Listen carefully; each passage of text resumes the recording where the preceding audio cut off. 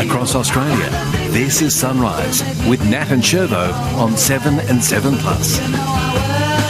Hello, happy Thursday. Welcome to Sunrise, especially to our early birders. Great to have you right from the very beginning.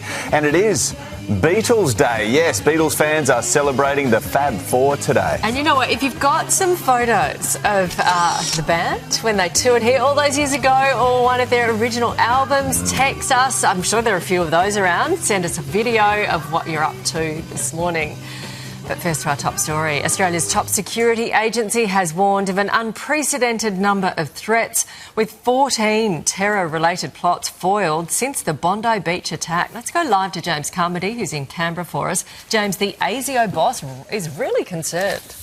Nat, Mike Burgess paints a concerning picture of Australia's threat level in the wake of the Bondi attack, heightened tensions from conflict in the Middle East and Iran's continued efforts against Australia. Hate a major problem for our country, anti-Semitism especially, coming from Islamic extremists, the far right and also the far left. People are being more easily and rapidly radicalised today. Officially, the threat level remains at probable. ASIO doesn't have details of a specific planned attack to raise it to expected, but Mike Burgess says politically motivated violence today is more likely than probable suggests. The ASIO chief also confirming a former Australian citizen working with Iran directed that Adas Israel synagogue bombing in Sydney. 7 News understands that was Kazem Hamad, now in prison.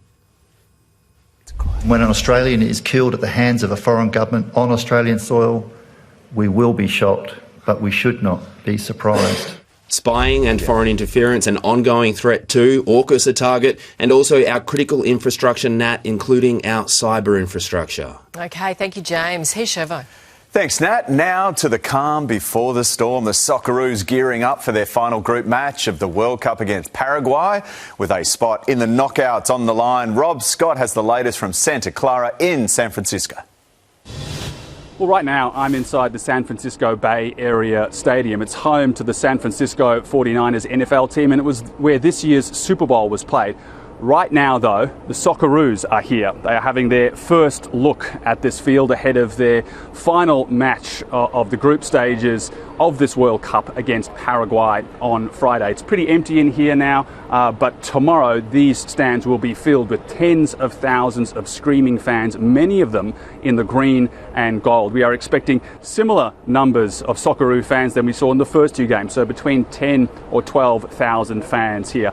Now, in terms of the Socceroos' chances here, they are pretty good. History is on Australia's side. They've played Paraguay 5 times and they've never lost, although the last time the two teams played each other was back in 2010. All the Socceroos need to go through to the knockout round of this World Cup is a win or a draw. Even a loss might be enough to get them through. But for these players, all they're thinking about is ensuring victory when they play Paraguay tomorrow. Cannot wait. Lots of people will be watching from here. Thank you, Rob. Let's get more news. Here's Eddie. Thank you, Nat and Shervo. Good morning. From today, some of Sydney's most popular beaches will have increased shark drone monitoring in the wake of a recent spate of attacks. Live to Liam Tapper in Bondi. Liam, Shervo really pressed him on this yesterday. Chris Minns confirmed this would happen, and now we're going to see them in action.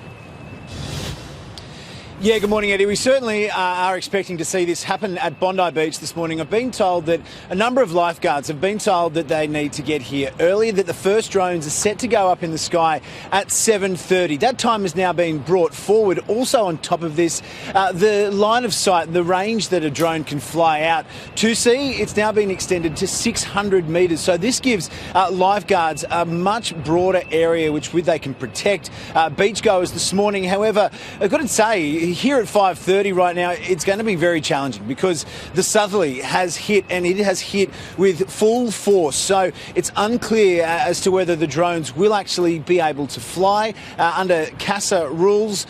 CASA, of course, they're the people who control the skies and what can fly at the moment. So it may make things difficult, but this really is one of those things that Chris Minns and our state government here in New South Wales really want to enhance, these drone patrols at a number of beaches. I have been told that by Friday we are expecting more money to be thrown at this program. So that's some good news for everyone who uses our beaches across New South Wales. Eddie? Yeah, hopefully conditions might ease before they go up in the air. Thank you, Liam.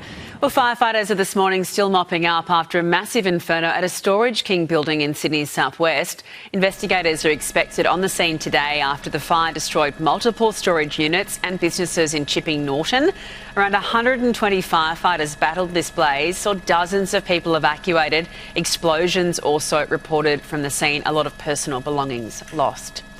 2 men have been taken to hospital after a violent machete attack in Melbourne's northwest overnight. Andrew McCormack is covering the story for us live. Macca, what more do we know?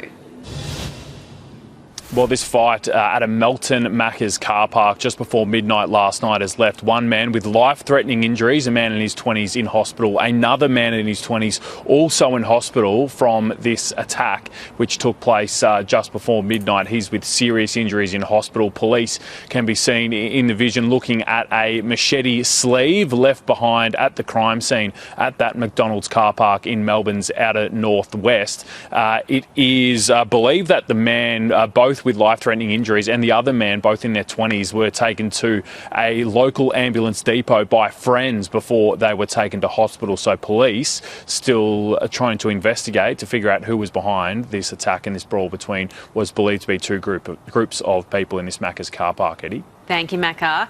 Well, Crime Squad detectives have charged a second man over an alleged kidnapping in Sydney's north last year.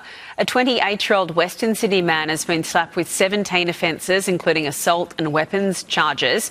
Police allege the man was part of a duo who allegedly assaulted and kidnapped a 40-year-old Ryde man in June last year. A 31-year-old Prestons man is already before the courts. The 28-year-old Rudy Hill man has been refused bail and will front court today. Labor's controversial tax changes are likely to pass today, the PM coming under fire after striking a deal with the Greens to rush the changes through Parliament. The changes will close a superannuation capital gains tax loophole and delay proposed cuts to the NDIS. Meantime, more interest rate pain could be on the way for Aussie homeowners as underlying inflation hits a 2-year high. Experts warn mortgage holders are set to feel the pinch with inflation still well above the RBA's target. Brisbane's brown snake is getting one of its biggest waterfront makeovers in years ahead of the 2032 Olympics. Live to Georgie Chumley in Brisbane. Georgie, we won't even recognise it in a few years. What's in store? Good morning, Eddie. Well, Brisbane is really getting a South Bank 2.0 and we're getting a clearer idea of what that's going to look like with these new artists' impressions out of what the old glass factory is going to be transformed into. It is a 7.1 hectare site that was bought by the government a few years ago, and initially it was going to be transformed into a broadcast centre. That has since changed. Of that 7.1 hectares, 1.2 hectares of it is going to be public parkland. There'll be cafes and restaurants, a huge amount of green space, plus 4,000 new homes built on that site. It's right next to the old milk factory, which is also being developed. So it's going to transform this industrial area in the heart of the city into something that people can really enjoy come the 2032 games. Jared Blay, the Deputy Premier, has come out saying that the government is going to fast track its planning and development processes and that the public will be able to have a say on the development early next year. We're actually going to hear from the Deputy Premier on Sunrise later this morning, Eddie. Thank you, Georgie. Brisbane Broncos fans have been warned of a cruel new online scam asking them to transfer money to become the club's next mascot. Buck the Horse, a mainstay at Suncorp Stadium, has now become the subject of a Facebook scam targeting the hip pockets of hopeful people auditioning to become the human mascot for the NRL's reigning premiers.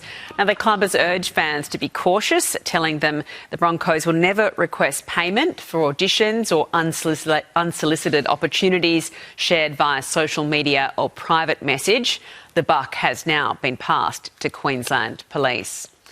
Well, move over, Farmer Wants a Wife. Melbourne Zoo has its own dating show. A little quokka called Betty has been introduced to fellow resident Abe, with romance already beginning to blossom. Maybe a bit of Barry White in the background, please, from the audio department. There was a rocky start, though, keepers revealing Abe scurried away. Thank you.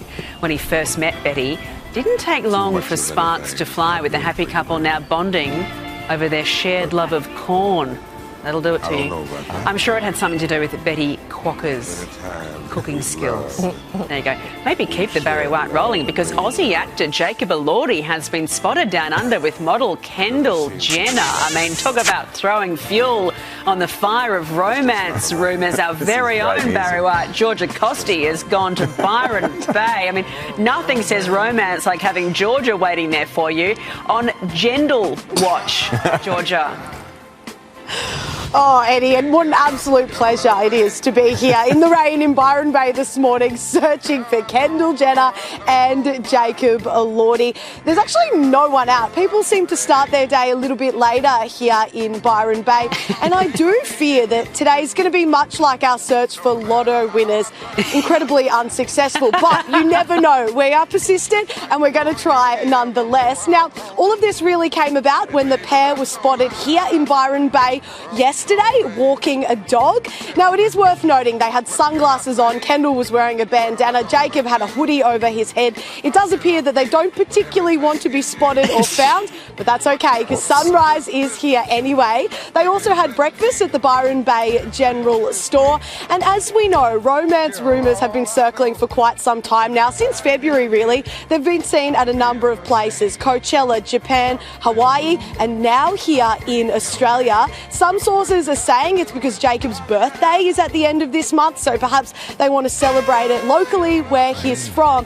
Now, also, side note, if you are wondering who they are, like my cameraman Jimmy, who on the way here said, who are they? Kendall is, of course, a very successful model and half-sister of the Kardashians. And then, of course, Jacob, very successful actor from Brisbane, doing Queensland proud. So anyway, Eddie, we're going to make it our mission today. We're going to see the sights of Byron Bay, and you never know, maybe a miracle might just happen. Jimmy, you might have been on the same Wuthering Heights algorithm that we were on a few months ago. Maybe just get that going on your Instagram.